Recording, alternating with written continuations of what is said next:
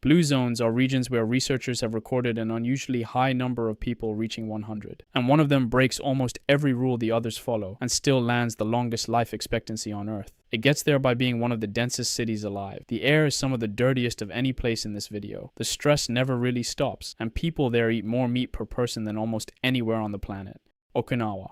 The Japanese island chain of Okinawa is home to some of the longest-lived women in the world, and its traditional diet is one of the most plant-heavy on the planet. Records from the 1950s, when Okinawan longevity was already remarkable, show a diet that drew the large majority of its calories from carbohydrates, almost all of it from whole plant foods rather than refined grains or sugar. The base of it is the sweet potato. Purple and orange varieties have long been the staple, eaten more than rice, surrounded by vegetables, soy in the form of tofu and miso, and seaweed like mozuku and kombu. The signature vegetable is goya, a bumpy bitter gourd also called bitter melon, which contains compounds that help regulate blood sugar.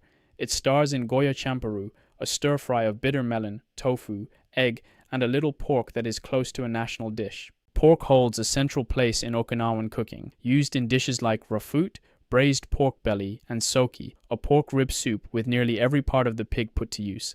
The amount eaten is small, and the meat is slow braised or boiled so most of the fat is rendered off, but its cultural role is large. Fish appears in modest portions, often in a broth. Dairy and eggs are nearly absent. What sets Okinawa apart is not only the food, but the rule that governs how much of it people eat. Before a meal, Okinawan elders say hara hachibu, a Confucian-inspired phrase that means stopping when the stomach is 80% full. Because the brain takes around 15 to 20 minutes to register fullness, stopping at the 80% mark tends to leave a person genuinely satisfied rather than overfull. It is not calorie counting, and it is not restriction. It is a habit of leaving a small gap at every meal, which over a lifetime keeps portions modest and body weight low. Meals are eaten slowly, and snacking between them is not part of the tradition. Green tea is sipped through the day, and the social side matters too, with elders belonging to lifelong support groups called moai. There is also ikigai, a reason for being, the sense of purpose that keeps Okinawan elders active and needed, whether through gardening, family, or community, and it is counted among the reasons they live as long as they do. Ikaria. The Greek island of Ikaria in the Aegean has so little dementia among its old people that researchers describe it as nearly absent, and the diet is a version of the Mediterranean pattern stripped back to its oldest form. It is built on olive oil, beans, vegetables, and whole grains with very little meat and very little sugar. What makes it different from mainland Mediterranean eating is the wild greens. Icarians forage around 100 kinds of wild plants, dandelion, chicory, fennel, purslane, that grow on the hillsides, packed with antioxidants and eaten cooked or in pies. Goat's milk and goat cheese take the place of cow dairy. Honey is treated almost as medicine, and so are the herbal teas, brewed from wild sage, dandelion, rosemary, and oregano, gathered around the house. These herbs carry anti-inflammatory and mild diuretic effects, and drinking them daily is a fixed habit rather than a treat. Fish and meat appear, but in small amounts, fish more often than meat. Red wine is drunk in moderation, with food and company. The rhythm around the food matters as much as the food. Orthodox religious fasting builds regular stretches of plant-only eating into the calendar. Afternoon naps are normal, the pace is unhurried, and meals are shared and slow. The island has a long-standing disregard for the clock, and that lack of stress is woven through everything, including how people eat. Sardinia. The longest-lived Sardinians come from the mountainous Barbagia region in the island's interior, along with the nearby Ogliastra. The land here is steep and rocky, better suited to herding sheep and goats than to large-scale farming. These are shepherding communities, but they do not eat meat every day. The animals are valuable, so meat is saved for Sundays and festivals, roughly a few times a month, usually pork or lamb, cured or roasted, with every part of the animal used. The rest of the time, the everyday diet stays lean and mostly plant-based, built on whole grain bread, beans, and garden vegetables. The sheep matter more for what they give daily than for their meat. That daily gift is cheese. Pecorino, made from grass-fed sheep, is the central cheese of the region, and because the sheep graze on wild mountain pasture, the cheese is said to carry higher levels of omega-3 fatty acids than cheese from grain-fed animals. In some parts of the island, goat's milk is drunk daily, which some researchers link to lower rates of the inflammatory diseases that come with age. The bread carries the story of the shepherd's life. Pain carousel is the staple, baked so thin and dry that it resembles a sheet of paper, which earned it the nickname Carta da Musica, or sheet music. Dried out completely, it keeps for months without spoiling, so shepherds could carry it into the high pastures on journeys that lasted days. A second flatbread, pistocchio, made from barley flour serves the same purpose. Bread, a piece of pecorino, and an onion or some fennel still makes a working lunch in the hills.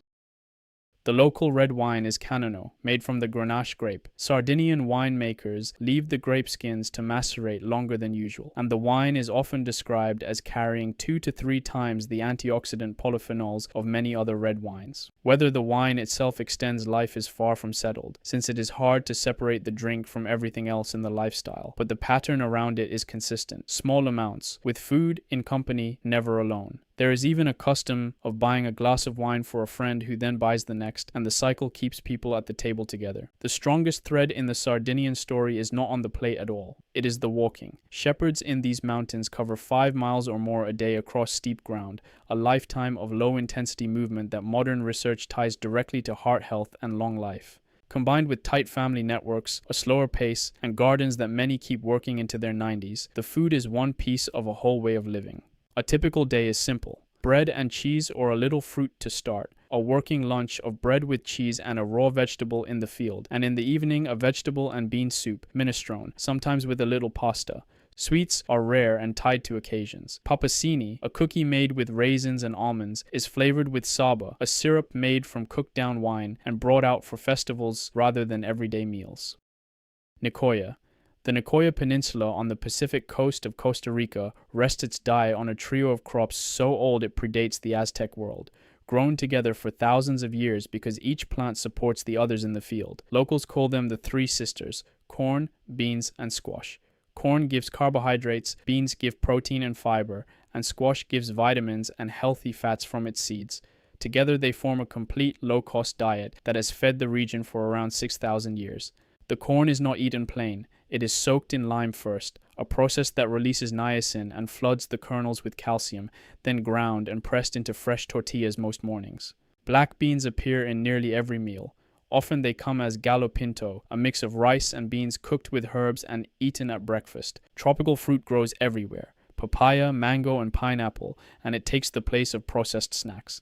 The local water is naturally hard, unusually high in calcium and magnesium, which researchers link to stronger bones and lower rates of heart disease. The largest meal comes at midday, and dinner is light and early. The Nicoyan story is also about purpose. Researchers point to the plan de vida, a clear reason to get up in the morning, a role in the family and community that keeps older people active and needed well into old age. Combined with constant low-level movement, most people walk rather than drive, and strong family ties, the food sits inside a wider pattern that keeps people going.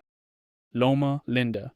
The only blue zone in the United States is a community in Southern California, where a large population of Seventh-day Adventists lives 7 to 10 years longer than the average American. Their long lives come from a way of eating that is tied directly to faith. The Adventist health teaching encourages a plant-based diet, and many in the community are vegetarian or vegan, building their meals around vegetables, fruit, whole grains, legumes, and nuts. Nuts in particular function as a signature food here, eaten several times a week and linked in decades-long studies of this population to lower rates of heart disease. Beans are not a side dish. They are the primary protein source, standing in for meat at most meals, with black beans, lentils, and pinto beans rotating through the week. The community's best-known dish is the haystack, a base of crushed corn chips topped with beans, cheese, lettuce, tomato, and salsa, assembled buffet style so each person builds their own plate. Breakfast usually centers on slow-cooked oatmeal, often with nuts and dried fruit stirred in. Soy milk replaces dairy, both on cereal and as a whitener for herbal tea. Water is treated as a daily requirement rather than a preference, with 6 to 8 glasses recommended by the church's founder. Those who eat meat treat it as occasional rather than central, and even meat itself has a plant-based double here, since Loma Linda-based food companies were among the first in the country to sell soy-based meat substitutes, decades before the idea became mainstream. From Friday evening to Saturday evening runs the Sabbath,